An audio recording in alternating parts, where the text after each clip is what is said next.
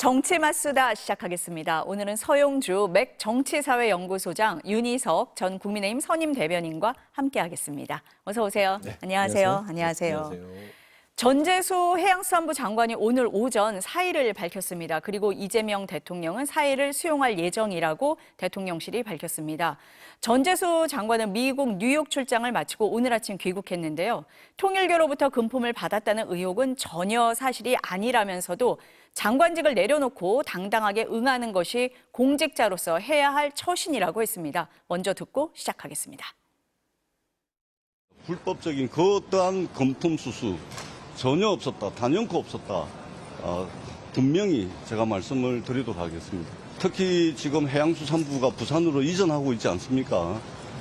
북거강로 시대를 준비하고 선점하기 위한 엄청난 결단이었고 엄청난 일이 지금 진행이 되고 있는데 해양수산부가 또는 이재명 정부가 흔들려서는 아니 되기 때문에 제가 당당하게 그리고 확실하게 이 사실이 얼마나 허위 사실이고 얼마나 황당한 이야기였는지를 확실하게 밝히는 데 있어서 해양수산부 장관의 직을 내려놓고 당당하게 응하는 것이 공직자로서의 처신이 아닌가 그렇게 생각을 합니다. 민형사상 책임을 묻는 허위사실 명예훼손과 관련해서 이런 부분들도 좀 검토를 하고 있습니다. 장관직을 내려놓는 게 혹시 의혹을 인정하는 거 아니냐, 뭐 이런 오해의 소지가 있을까 고민도 했는데 더 책임있고 당당하게 문제에 대처하겠다라는 뜻이라고 설명을 했습니다. 윤영호 전 통일교 본부장은 2018년에서 2020년 사이에 전재수 의원에게 명품 시계 2개와 4천만 원을 전달했다고 특검에 진술한 것으로 전해졌습니다. 사실관계 수사기관에서 조사를 할 텐데 소장님 어떻습니까? 파장이 커지는 분위기인데요? 그렇죠. 놀랍죠. 사실 전재수 장관을 이제 여의도에서 하시는 분들은 전재수 장관이 그럴 사람이 아닌데 라고 갸우뚱할 정도니까요. 그래서 저는 그런 사실에 이제 놀라움을 이제 금할 수 없는 것인데 사실 윤영호 전 본부장의 증언이 있었고 사건 문화가 부여돼서 경찰 이첩된 상황이기 때문에 이 부분은 전재수 장관의 말처럼 당당하게 밝히겠다라는 것을 지켜볼 수밖에 없는 거 아니겠어요? 그리고 이제 장관직을 내려놓고 나서 정부에 해를 끼치지 않겠다. 근데 원래 이게 ABC입니다. 그동안 너무 장관직에 있으면서 이런 수사를 받아도 버티는 게 무슨 관례처럼 됐는데 예전에 안 그랬어요. 이런 부분들이 있으면 행여 정부에 누가 될까 봐 장관직을 내려놓고 수사를 받고 나서 어떤 이런 행위들이 다 밝혀지고 나서 이제 조금 돌아오는 그런 수술을 하는 게 정상인데 내려놓으면은 마치 이걸 인정하는 것이다라고 하는 것은 조금 너무 확대해서 같고요. 단어들을 보시면은 확실히 그다음에 전혀 단연컨대 분명히 당당하게 이 얘기를 계속 했습니다. 그래서 굉장히 본인 스스로도 황당한 지금 상황인 것 같은데 일단 수사를 성실하게 임하기로 했으니까요. 지금 그 상황을 좀 지켜볼 필요가 있다 생각합니다. 어떻게 보셨어요, 대변인님은? 네, 일단 전재수 전 장관이 사퇴를 한 것은 본인 스스로 좀 멀리 보겠다고 판단한 결과라고 생각을 합니다. 대부분 말씀하셨듯이 이럴 경우에 사퇴를 하면 그 혐의에 대해서 좀 인정하는 거 아니냐 이렇게 받아들일 수 있어서 직을 유지한 채로 뭔가 해명을 하려고 시도하거나 그러다가 결국 못 버티고 물러난 경우가 많았는데 전재수 전 장관 같은 경우에는 다른 선거도 또 생각을 해야 하고 본인의 정치 생명을 봤을 때 일단 한번 물러나서 정부의 부담을 덜어준다는 명분을 찾고 그러면서 뭔가 본인이 솔직하게 임하겠다는 자세를 보여주는 것이 낫겠다고 판단했을 가능성이 높아 보입니다. 한 가지 제가 드는 생각은 나는 지금 이거 굉장히 허위 사실에 대해서 억울하게 생각하기 때문에 모든 것을 다 하겠다 이제 당연히 얘기를 했는데 대중들이 조금 더 그 말을 받아들이게 하려면 윤영호라는 사람이 도대체 왜 이런 말을 했을까라는 정도는 본인이 얘기를 해야 한다고 생각합니다. 무슨 말씀이냐면 정말 생면부지의 사람이라면 그냥 유명한 정치인 이름 중에 전재수 이랬을 리는 없잖아요. 그러니까 예를 들어 몇 번을 본 적이 있다거나 어떤 행사에서 본 적은 있고 요러요러한 얘기를 한 적은 있다. 그렇지만 이런 일은 없었다. 라든지 이런 정도의 해명은 필요하다고 봐요. 그래야 본인이 금품수는 절대 없었다는 것을 그래도 어느 정도는 국민들께서 받아들인 가운데 본인이 억울함을 해소할 수 있는 기회가 마련되지 않을까 그런 생각이 듭니다. 전혀 아니다, 절대 아니다 이렇게 얘기는 했지만 그래도 조금은 더 구체적인 설명이 나와야 국민들이 납득을 하지 않겠냐라고 보시는 것 같습니다. 근데 어쨌든 뭐 수사기관에서 조사를 하게 될 테니까 그 과정은 저희가 좀 지켜보도록 하겠습니다. 이재명 대통령이 어제 여야 지휘 고하를 막론하고 엄정하게 수사하라 이렇게 지시를 했습니다. 전재수 장관이 오늘 오전에 사의를 표명했는데 대통령실에서 바로 사표를 수리할 예정이다라고 보도가 나왔어요. 네. 그런 같은 맥락이다 이해를 하면 될까요? 그렇죠. 엄정한 수사를 그 대통령이 지시한 부분들은 오해받지 않겠다라는 강력한 의지죠. 그러니까 특히 통일교가 종교로서의 역할을 하는 게 아니라 정치권의 영향력을 통해서 본인들이 종교가 정치를 지배하려고 했던 시도들이 지금 곳곳에 드러나고 있습니다. 이건 통일교의 문제도 있는 것이고요. 사실상 통일교의 로비에 뭐 당했던 아니면 그걸 이용했던 그런 불법적인 부분에 있었던 정치인이 그러면 저쪽 편이라고 벌을 받아야 되고 이쪽 편은 가려줘야 된다.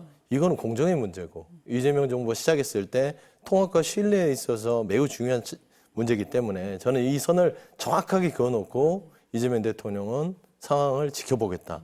그런 상황이라서 저는 잘 말씀하신 것 같고요.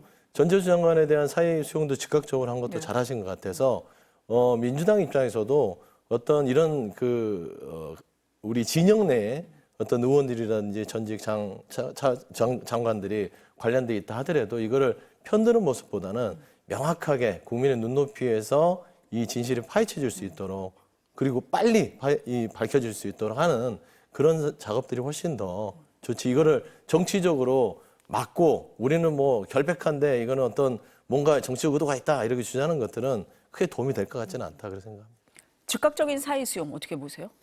일단 정부 입장에서는 이 파장이 커지는 것을 막기 위해서라도 사의를 표명해 준 것이 고맙게 생각하겠죠. 어느 정도는 이거 끊어야 하니까요. 그 부분은 평가를 받을 수 있다고 저는 생각을 해요.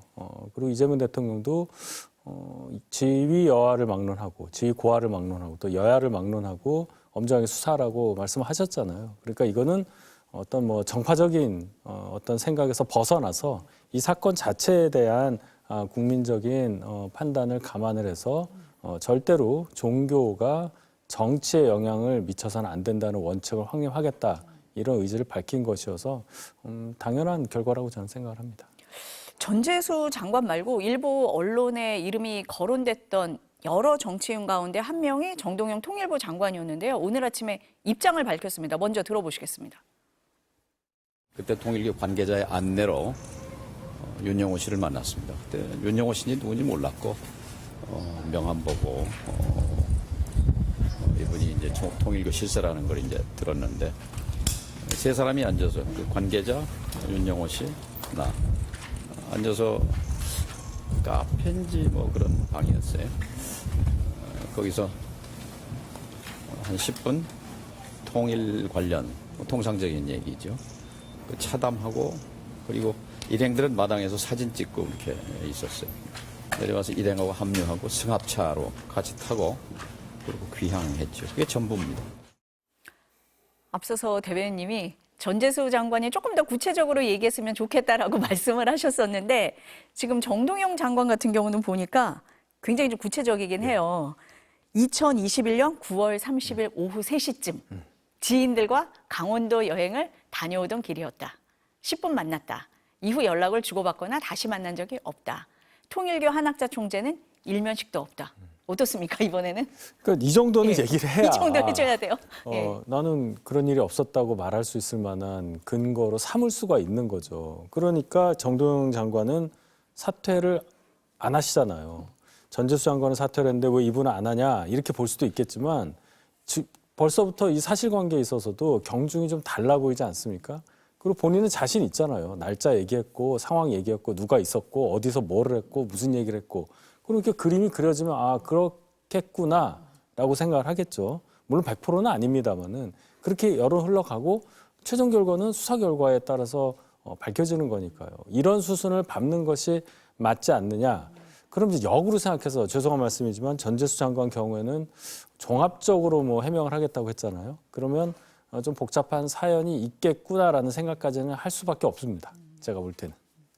윤영호 전 본부장을 지금 이제 정동영 장관이 해명을 한 것처럼 언제 만났는지 몇 번 만났는지 뭐 그런 부분에 대한 설명이 좀 없는 부분이라든지 네. 뭐 수사기관을 통해서든 기자간담회를 통해서든 종합적으로 밝히겠다라고 했는데 뭔가 좀 더 있어 보인다. 뭐 꼭 그렇게 네. 보고 싶지는 않은데 지금 상황이 그렇습니다. 정동영 장관과 전재수 장관이 지금 대응하는 게 전혀 다르잖아요. 그렇게 느껴진다는 말씀입니다. 네. 근데 네. 이게 조금 이제 상황을 조금 제가 설명을 하면 정동영 장관은 국내에 있었고 이 보도가 있을 때 전재수 장관은 뉴욕에 있었습니다. 그렇죠. 해양총회 때문에 3박 4일인가 4박 5일인가를 미국에서 그 해양 그 총회에서 참석해서 여러 가지 회의 참석을 하는 와중에 이 소식을 들었기 때문에 본인도 굉장히 당황해서 거기서 현지에서 사실무근이고 뭐 단호하게 대처하겠다라고 얘기를 하고 들어왔고 사의를 했고 종합적 판단은 아마 들어와서 18, 19, 20이니까 문재인 정부 시절 얘기 같아요. 아마 그러지 않을까요? 그래서 그 기억을 말씀한 대로 토시 하나 안 틀리고 종합적으로 얘기하려면 이건 실수를 하면 안 되잖아요. 괜히 또 실수했다가 뭘 빼먹으면 틀리잖아. 그때 왜 얘기 안 했어? 뭐 이렇게. 그렇죠. 예. 그렇기 때문에 저는 아주 이 부분을 본인의 정치 생명을 걸고 상세하게 지금 검토하고 있지 않을까. 그래서 아마 종합적인 발표를 그렇게 좀 할 생각인 것 같아요. 왜 그러냐면 이게 뭐 아주 쉽게 지나갈 문제는 아니지 않습니까? 그렇죠. 자기 정치 생명에 걸려서. 그래서 저는 조금 기다려보는 것들이 낫지 않을까 싶습니다. 정동영 장관 입장 발표는 어떻습니까? 이 부분은 그냥 단편적으로 한 번 만난 것 같아요. 얘기가 구체적이고 윤영호 씨를 아는 누군가가 동석자가 있었고 강원도 갔다 오다 지나오는 길에 있거든요. 가평에 그 천정궁인가 하는 거기를 한번 들립시다 하면 가다가 갈 수 있어요. 그래서 저는 이런 부분은 상식적으로 맞는데 일단은 수사기관에서 사건 번호를 먹여서 넘겼으니까 하여튼 그 자세한 수사 결과는 우리가 예측할 수 없는 부분이다. 다만 종합적인 결과를 전재수 장관이 못한 것은 아마 경황도 없고 명확하게 해야만 이게 행여나 실수가 있을 수 있는 오해가 있을 수 있어서 아마 준비하고 있지 않을까 저는 또 그렇게 좀 생각이 됩니다. 사실 뭐 윤영호 전 본부장이 특검에서 어떤 진술을 했는지 저희가 알 수는 없어요. 정확히 알 수는 없고 지금 우리가 얘기하는 거 이 자체도 언론에서 보도된 거에 따르면 정도로 해서 지금 얘기를 하고 있는 거잖아요. 그래서 지금 나오는 얘기가 뭐 언론에서는 뭐 윤영호 전 본부장이 15명을 얘기를 했다더라, 16명을 얘기했다더라, 뭐 이런 카더라 얘기도 많이 나오고 지금 이제 실명 나오는 거 보면은 지금 전재수 장관이나 정동영 장관 외에 국민의힘 나경원 의원 이름도 나오고 김종성 전 민주당 의원, 김교환 전 미래통합당 의원 뭐 여러 명의 이름이 나와요. 근데 다 카더라입니다, 진짜. 그리고 전부 다 이 사실을 부인을 하고 있어요. 근데 이렇게 여러 인사들 통일교 유착설 이게 왜 나온다고 보세요, 대변인님? 결론적으로 이제 통일교에서 정치권의 연을 만들려고 했다는 의도가 확실하다고 봐야 되겠죠. 그건 그렇기 때문에 이게 분명해 보인다. 나오죠. 예. 그러면 정치권에는 여가 있고 야가 있는데 어느 한쪽으로만 그럼 줄을 대려고 했겠느냐. 이왕이면은 양쪽 다 해서 보험을 들려고 했지 않았겠느냐는 게 일반적인 상식 아니겠어요?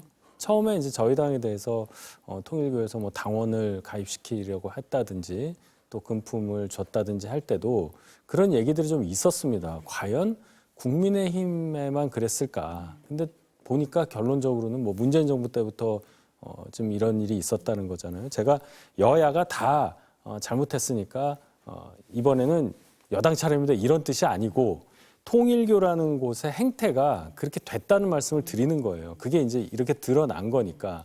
뭐 일본 같은 경우에는 통일교가 교세가 훨씬 거기서 세고 정치권에 워낙에 많이 후원도 하는 관계 속에서 아베 전 총리가 피살된 거잖아요. 그러니까 이런 거를 보면 통일교는 이런 정치권과의 관계를 맺는 과정을 굉장히 능숙하고 여러 번 했던 것이다. 국내에서도 그런 것이다. 그렇다면 여야를 막론하고 정치인들이 엮일 수밖에 없었겠다. 이렇게 볼 수밖에 없다고 봅니다.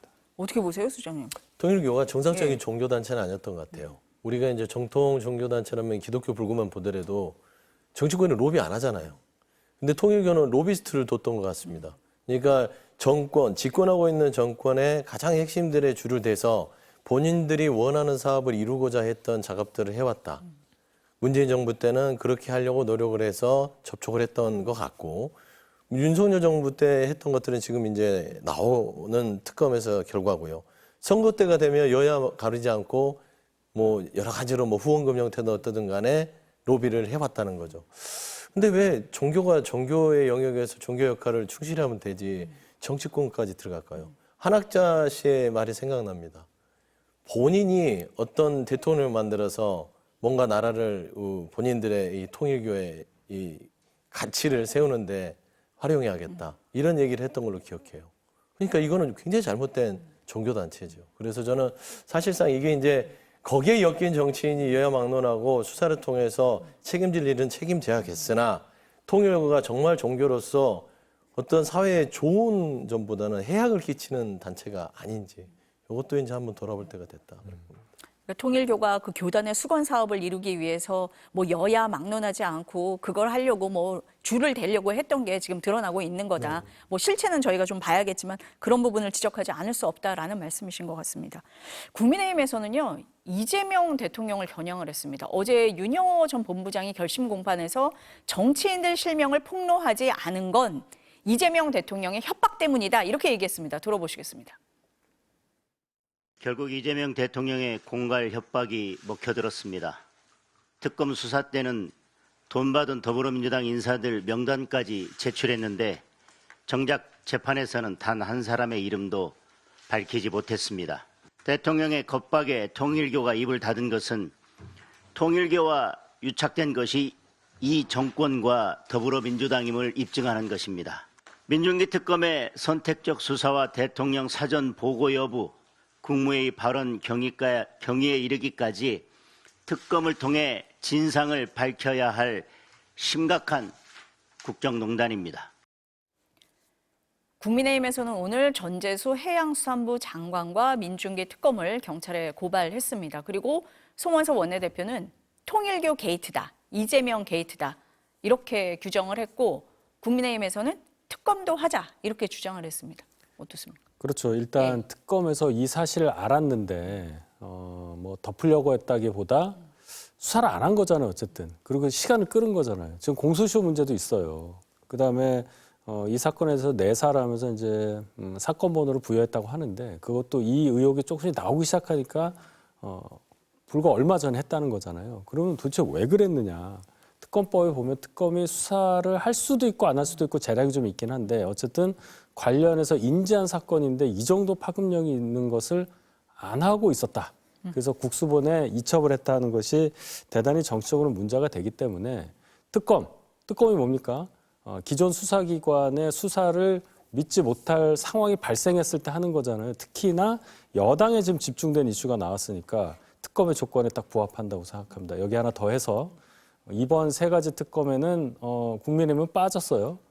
이번에는 민주당이 빠지고 국민의힘 위주로 특검을 구성해서 해서 국민의힘 위주로 구성한 특검이 얼마나 실력이 나오는지 이것도 국민들께서 평가하실 수 있는 그런 하나의 상황이 벌어지면 저는 좋다고 생각합니다.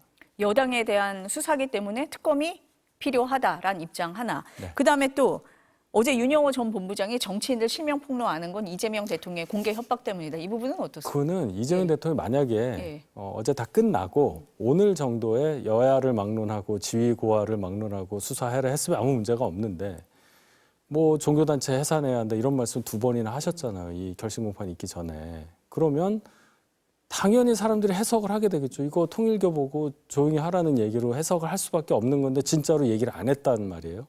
그러면 당장은 이재명 대통령이 좀 당황스러운 상황을 맞게 되고 송원석 원내대표 말씀 따라 이재명 대통령이 진짜 협박한 거다 이렇게 이제 굳어져 버린 거죠. 근데 이제 또 역으로 하나 더 생각해 보면 어느 신문에서도 헤드라인을 잡았던데 윤영호 씨 입장에서 지금 얘기할 이유가 없죠. 본인이 진술조서에서 말한 그 실명을 자기는 갖고 있는 거잖아요. 그 상황도 자기가 다 기억을 하고 있는 거고 어떤 재판에서 뭐 2심 가서도 얘기해도 되는 거고 그래서 소위 말하는 히든 카드를 숨기고 있는 거다. 이렇게 되면 여당이 소위 말해서 쫄리는 거죠. 저 사람이 무슨 얘기할지 모르니까.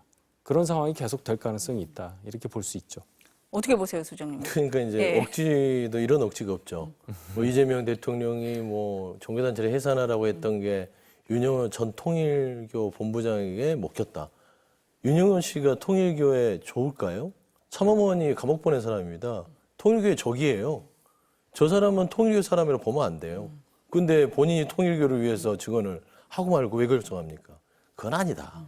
그다음에 두 번째 말씀드리면 이미 실명으로 보도가 됐어요. 5명. 사건 번호 접수돼서. 또 얘기하면 뭐 할 거예요? 그 외 사람 얘기하면 본인이 법적 책임을 져야 됩니다. 법적인 진술은 예를 들면 허위 사실이나 명예훼손에 대해서 책임을 져야 될 사항이에요. 그러니까 그런 근거도 없이 얘기할 수도 없고 예를 들어서 그냥 대놓고 다 얘기를 했다. 별도 기소 사건으로 본인은 또 수사를 받아야 됩니다. 구형 4년 받았잖아요. 잘하면 집행유예 받을 수도 있는데 뭐 하려고 굳이 그 사건에 본인의 형량에 더할 필요가 있느냐. 결국에는 본인이 다 판단한 것이다. 그렇기 때문에 억지를 쓰려고 해도 저는 한학자 씨가 저기에서 그런 주장을 했다면 이재명 대통령이 연계지어서 통일교 입을 막았다. 하지만 윤영호 씨는 한학자 참어머니를 감옥 보낸 사람이라서 통일교의 사람으로 보기엔 쉽지 않다. 그렇게 생각합니다. 본인의 형량을 줄이는 데 초점이 맞춰져 있는 거지 뭐 통일교를 생각을 한다든지 이재명 대통령의 발언 때문에 그랬을 리는 없다. 억지 주장이다. 이렇게 말씀을 하셨습니다. 그 이재명 대통령이 엄중 수사를 지시했다. 앞서서 우리 얘기를 했는데 강훈식 대통령실 비서실장이 우리 감쌀 생각도 없고 덮겠다는 생각도 하지 않는다. 이런 얘기를 했어요. 매를 맞더라도 확실히 하고 가자. 그래야 정권에 부담이 없다. 이렇게 해석하면 됩니까? 그렇죠. 예. 그러니까 늘 제일 최선의 이 방어는 공격입니다. 공격적으로 그러니까 보통 그러잖아요. 집에서 애가 잘못하면 감싸려고만 안 되고 먼저 혼내야 됩니다. 너 왜 이런 나쁜 짓을 했어? 이렇게 해야만 옆에서 보기로도 아, 얘가 정말 뉘우치고 있구나. 이렇게 되는 것이기 때문에 물론 이게 이미 뭐 유죄가 확정됐다는 게 아니라 어떤 허물이 있을 때는 과감하게 우리 스스로도 이거를 아주 똑같은 잣대에 올려놓고 수사를 받게끔 해야 되는 것이죠. 그래서 앞서 얘기했듯이 우리 당도 여기에 대해서 방어하고 비호할 필요 없이 있는 그대로 법과 원칙에 따라서 사실관계만 제대로 밝힐 수 있게만 얘기를 하면 그게 국민의 눈높이다. 지금 대통령실에서 가장 원하는 건 국민의 눈높이거든요. 그래서 저는 그 수준의 발언을 강훈식 비서실장이 하시지 않았나 그렇게 봅니다. 어떻습니까, 대변인? 예. 예, 일단 정부에서 대통령실에서 보이는 반응은 대단히 상식적이고 저는 옳다고 생각을 해요. 물론 뭐 해양수산부 장관 전재수 장관의 내각에서의 위상이라든지 또 부산 유일의 민주당 의원이기 때문에 또 부산시장 선거까지 생각하면 굉장히 아픈 부분이지만 그럼에도 불구하고 여야를 막론하고 수사를 철저히 하라고 하는 그 입장 표명 그리고 비서실장이 그것을 확인한 것 이것은 국민들이 바라는 반응이라고 생각합니다. 중요한 건 진짜로 수사가 잘 돼야 되는 건데 국수본으로 이첩된 상태에서 과연 기소가 가능한 공소시효 여부도 문제가 이제 되는 거고요. 국민들께서 납득할 만한 결과를 낼 수 있느냐 그게 안 되면 정말 또 이 정치 싸움으로 가서 특검을 한 해 만에 또 이렇게 될 거예요. 그거를 미연에 방지하기 위해서라도 국수본이 이제 정신 차리고 수사를 잘해야 되겠죠.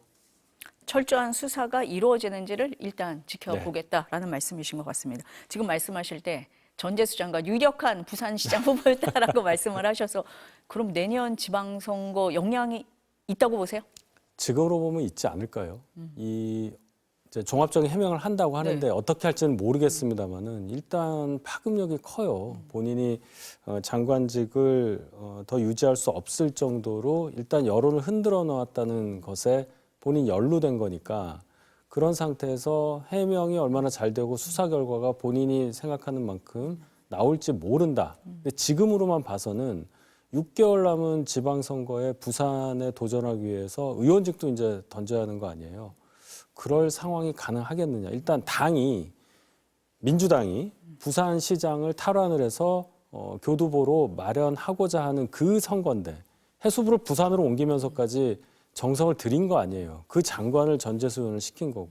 근데 지금 이렇게 돼버리니까 여권 입장에서는 부산시장 선거에 대해서 다시 한번 생각하게 하는 그런 하나의 사건이 일어난 것이다. 이렇게 볼 수밖에 없습니다. 어떻습니까? 지방선거 영향? 요동이 치고 있습니다. 요동치고 있어요? 벌써 치고 있어요? 그러니까 네. 이 요동이라는 게 네. 나쁜 쪽으로 칠 수도 있고 이 요동이 좋은 쪽으로 마무리될 수도 있는 거죠. 위기가 기회가 될 수 있고 독이 약이 될 수도 있다. 사실 전재수 장관 말씀한 대로 공을 들인 것처럼 보이고 사실 그랬을 것 같아요. 지난 총선에서 유일하게 부산에서 본인의 지역구를 지켰던 대단한 사람이거든요. 그러면 이런 분을 해수부 장관하고 해수부 이전하고 부산을 해양도시로 발전시키는 상징을 얻었을 때 부산시장 탈환을 전제수로서는 굉장히 좋은 저는 솔직히 시나리오였어요. 근데 지금 사실 윤영호 전 본부장에 있어서의 이러한 사안은 굉장히 치명적이긴 하나 이 부분을 경찰 수사를 통해서 말끔하게 해소만 될 수 있다면 누구나 다 인정할 수 있는 부분들로만 될 수 있다면 저는 전재수 장관은 이 독이 약이 될 수 있어요. 왜냐하면 이 무죄를 받아내는 이 과정들이 매우 클리어했습니다.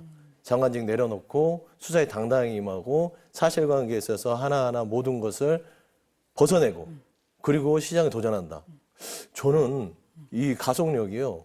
이거는 시작하기도 전에 이미 아주 그 전재수 장관에게는 좋은 도움이 될 수 있는 판인데 물론 반대급부로 이것에서 벗어나지 못하면 아마 PK 쪽 선거는 민주당에서는 굉장히 많은 고심을 해야 될 상황은 또 있을 수 있을 것이다. 그래 보입니다. 요동이 치긴 치는데 네. 어느 쪽으로 질지는 지켜봐야 좀 봐야 된다. 지켜보겠습니다. 국회 얘기 좀 해보겠습니다. 정기국회 끝나고 임시국회가 시작이 됐습니다. 국민의힘은 민주당이 추진 중인 사법개혁안, 필리버스터 제한법 등을 8대 악법으로 규정하고 처리 저지를 위한 천막 농성을 하고 있습니다.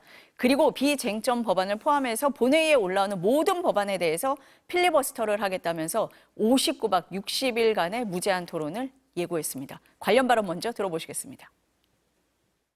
8대 악법의 본질은 명확합니다.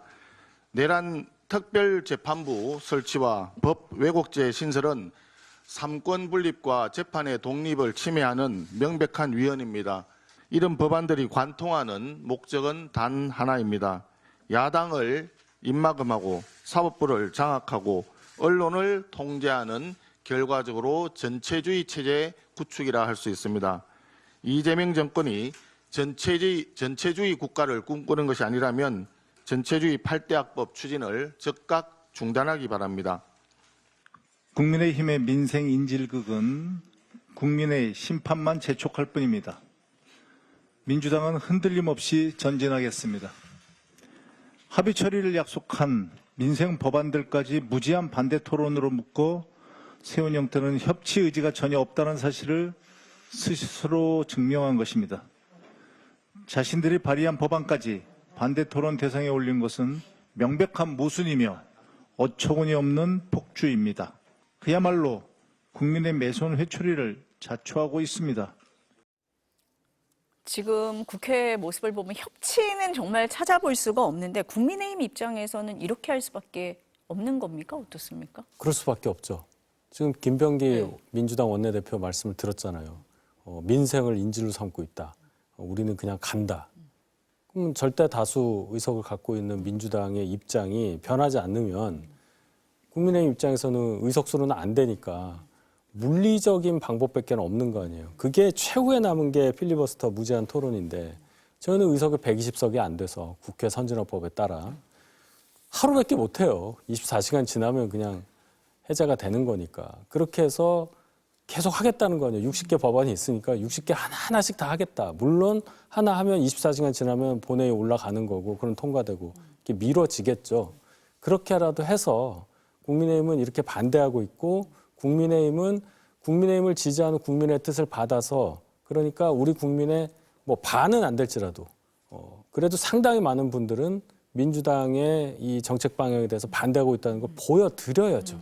그래서 이만큼 문제가 있을 수 있다는 것을 설령 민주당 지지자분들도 아셔야 민주당이 의석수만 믿고 저렇게 의회 폭거를 계속적으로 몇 년째 저지르는 것을 막을 수 있다. 그런 차원에서 이렇게 할 수밖에 없다. 이렇게 말씀드립니다. 근데 그러다 보니까 민생 법안이 그때 정기국회 마지막 날 하나도 처리가 못 됐잖아요. 그런 비난은 감수하고라도 할 수밖에 없다. 그러면 네. 소수당에게 네. 그것까지 요구를 한다면 민주당이 170석 갖고 있는 이 의석을 가지고 뭘 했느냐를 먼저 얘기를 해야죠. 많이 갖고 있는 분들 아닙니까? 뭐든지 할 수 있는 분들이고 오죽하면 저희 당이 찬성하고 저희 당이 발의한 법안마저 필리버스터를 하고 있어요. 하겠다는 거예요, 저희가. 그만큼 절박한 겁니다. 이걸 못하게 막아야 되는데 방법이 없으니까요. 그만큼 국민들께 저희의 이 절실한 마음을 전달하기 위한 방법이라는 것 왜 민생을 생각 안 하겠습니까만은 민주당이 이렇게 전체 의석을 다 갖고 있는 것처럼 제도의 약점을 잡아서 이런 식으로 나가는 것에 대해서는 국민들께서 더 아셔야 한다. 그런 차원에서 부득이 필리버스터 하고 있다. 이렇게 말씀드립니다. 어떻습니까? 그러니까 좀 뭐 야당의 입장은 뭐 또 이해할 수도 있어요. 할 수 있는 방법이 뭐 59박 60일 굉장히 좀 무모하긴 하죠. 그러니까 그 공부만 열심히 하고 성적이 안 나오는 전형적인 그런 스타일입니다. 일주일 날을 새는데 책 한 페이지를 못 넘기는. 예를 들면 59박 60일 하면 그 목소리가 국민들한테 와닿아야 되는데 국민들이 신경을 안 써요. 그러니까 고생대로 하고 본인들 안에서만 소리가 그냥 나가질 않습니다. 저는 좀 굉장히 지혜롭지 못한 전략이다. 예를 들어서 차라리 그 시간에 지역을 가서 지방선거도 앞인데 거기 가서 각 지역구를 가진 의원들이 차라리 선전전을 하세요. 그게 더 저는 더 훨씬 효율적이라고 보는데 필리버스터 59박 60일 저는 장기전이 필요한 게 아니에요. 필리버스터는 딱 쟁점 법안 몇 개만 가지고 임팩트를 주는 것들이 국민들한테 훨씬 더 저는 더 소구될 수 있는 것이다. 이렇게 60일을 방해한 사람은 국민이라고 생각하지 민주당을 생각하지 않을 겁니다. 민주당은 사실상 그러지 맙시다라고 하면 그 부분에 대해서는 국민의힘이 폭거를 하니까 한다. 그렇게 생각하지 않아요. 그냥 국회 자체가 일 안 한다로 끝나버려요. 그럼 그 책임은 방해한 사람은 발목 잡은 국민입니다. 이렇게 될 건데 사실 의원들만 고생이고 지방선거 안 치를 생각인지 모르겠으나 그런다고 해서 사실상 지금 여야의 협치 자체가 좋아질 것이냐. 더 악화될 거잖아요. 그래서 좀 다른 방법을 좀 찾아봤으면 좋겠다. 그런 좀 제안을 드립니다. 국민의힘에서 8대 악법 중에 하나로 필리버스터 제한법도 꼽고 있잖아요. 그런데 지금 이제 민주당에선 그럴 것 같아요. 이러니까 필리버스터 제한법 통과시켜야 된다. 이럴 수도 있고. 그렇게 얘기하면 의회 정치를 전면적으로 부정하는 거죠. 필리버스터 무제한 토론을 허용해서 그 제도를 두고 있는 취지가 뭡니까?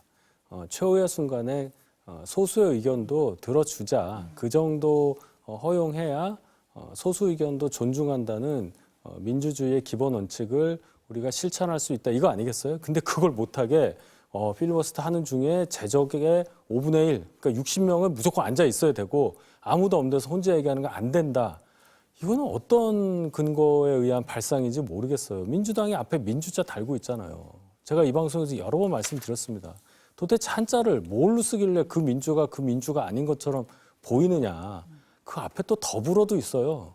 그럼 뭡니까? 같이 민주주의를 구현하자는 거 아니겠어요? 그 당명에 충실한 그런 행보를 요구한다. 이게 국민의 목소리라는 것을 알아주셨으면 좋겠습니다. 그래서 더불어 좀 잘해보자는데 국민의힘이 안 들어와요. 그래서 이제 감정적인 부분으로 지금 뭐 60석 제안하는데 또 60석이 국민의힘만 되는 게 아니라 민주당도 마찬가지예요. 민주당도 필리버스터에 대해서 반대 토론 나올 때는 60명을 채워줘야 된다라는 측면에서는 사실 국회의원들이 협치가 실종되다 보니까 본인들이 힘들게 하는 법만 계속 만들어요. 그렇지 않습니까? 그래서 저는 사실 정치가 복원되는 부분에 있어서 이 그 필리버스터 그다음에 59와 60 필리버스터에 대한 여러 가지 뭐 제한법 이거를 논의하기 전에 논의로 제가 말씀드리는 거는 정치개혁부터 좀 했으면 좋겠어요. 그래서 정치개혁을 통해서 정치가 상생과 타협을 하지 않으면 돌아가지 않도록 하는 그런 제도적인 틀을 좀 바꿔야 되는데 계속해서 아주 그냥 편협적인 부분을 가지고 싸우는 거예요. 필리버스터 많이 하니 계속 하니까 그럼 60석 해라.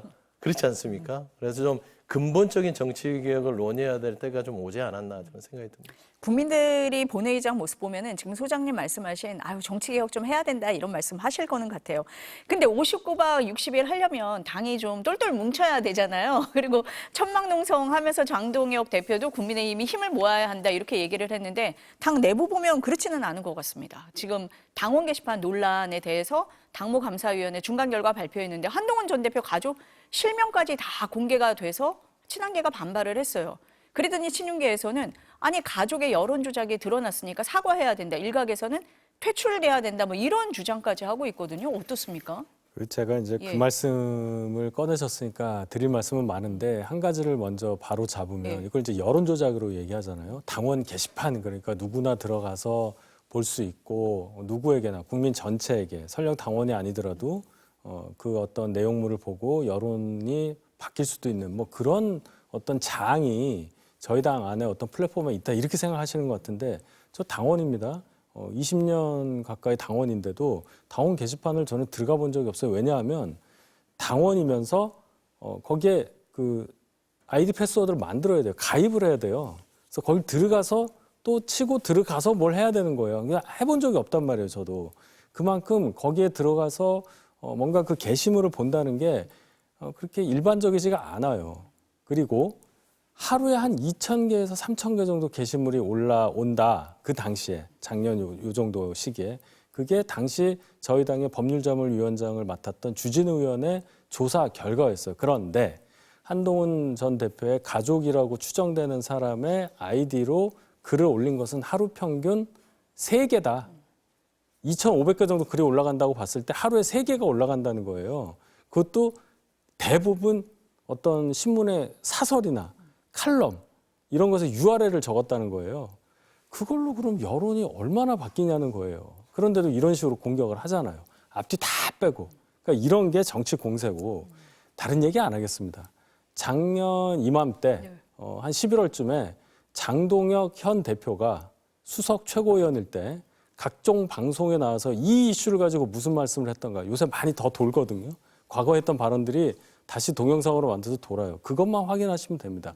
이것은 한동훈 대표에 대한 정치적 영향력을 감쇄시키기 위한 정치 공작이다. 왜 익명 게시판에서 그런 얘기도 못하느냐. 가족이라고 못하느냐. 이런 얘기 다 했어요.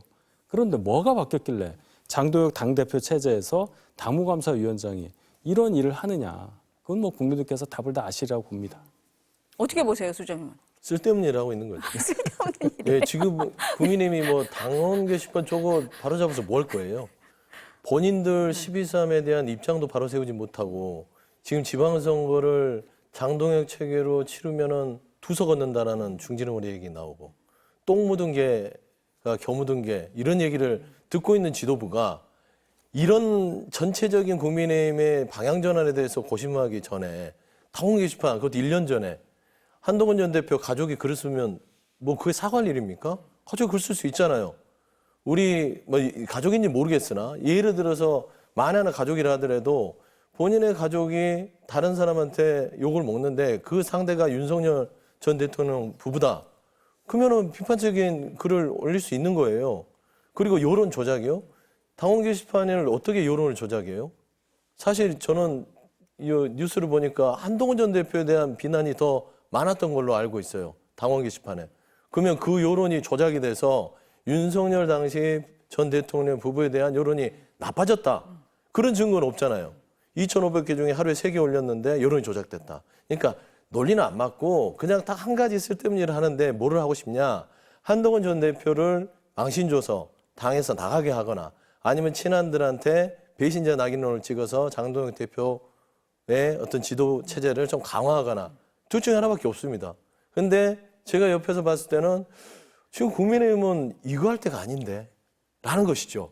그래서 저는 사실 이런 방식으로 장동혁 지도부가 계속 간다면 민주당에는 큰 도움이 될 것 같아서 감사한 마음이지만 국민의힘은 이런 체제로 지방선거를 준비하고 친한계를 쫓아내서 배신자 낙인 찍혀서 지도 체제를 공고히 한다면 사실 지방선거를 치기 쉽지 않을 것 같아요.